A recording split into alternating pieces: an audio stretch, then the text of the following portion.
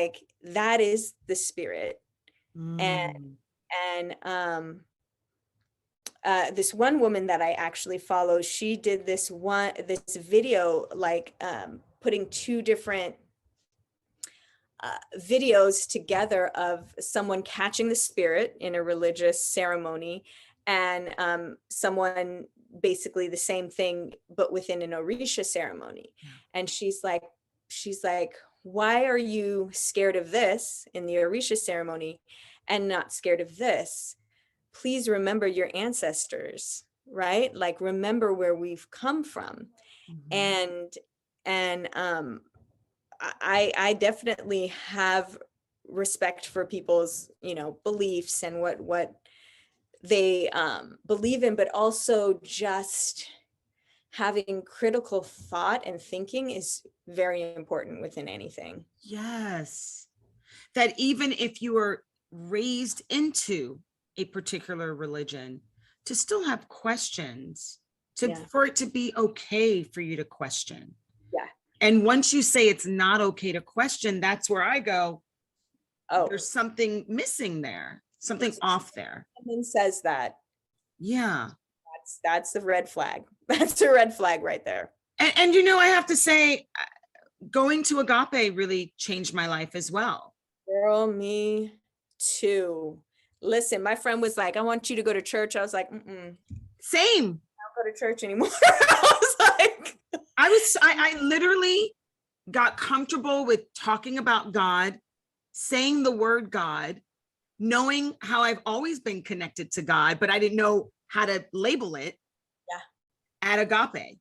Agape. Same with me too. Why do And you think that it is that they were able to? when I sat there, first of all, I just felt all the love. I was like, oh, this is so sweet. It's so loving. But then as soon as Michael Beckwith began to speak, I felt his spirit move through me. And I've been channeling since I was young, since I was a teenager. And the way the channel comes through me is in the same way, like the same cadence in his voice. And so I was like, and I had never heard anyone do anything like that, because while I was doing readings and things like that, I had no mentor. There was no one to look up to with what I was doing. I just was doing it. Yeah. And when I heard the voice come out of him, I was like, oh my gosh, that's the spirit, right? And it took me years to introduce myself to him because I was so starstruck, and I don't get starstruck. I've met all kinds of people, right? Yes. There's something different. And yes, you're right. When you go to the church back in the day, like there was this fever pitch of it's Michael Beckwith. And you go like, really? Like we're idolizing? Like what's happening? But then you realize, you understand the history of how he took this idea and truly just centered on love. Yes. And amplifying people's isness. He has created this beautiful church. Amazing. That doesn't feel like church, by the way. Churchy. It's not churchy. Not churchy. Yeah.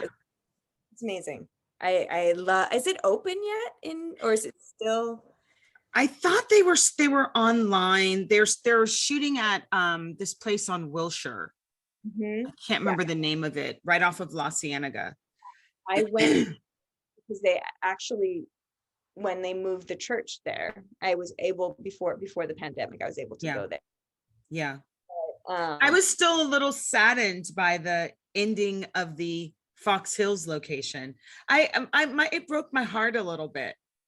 Oh. My heart gets broken, and then I need to step back for a second and heal, like I just thought it was such a beautiful space, but you can create that space wherever. So he'll continue to do his thing. And I see in this time, as we are all shifting, he has to shift too. Right. Exactly. Which is a beautiful thing.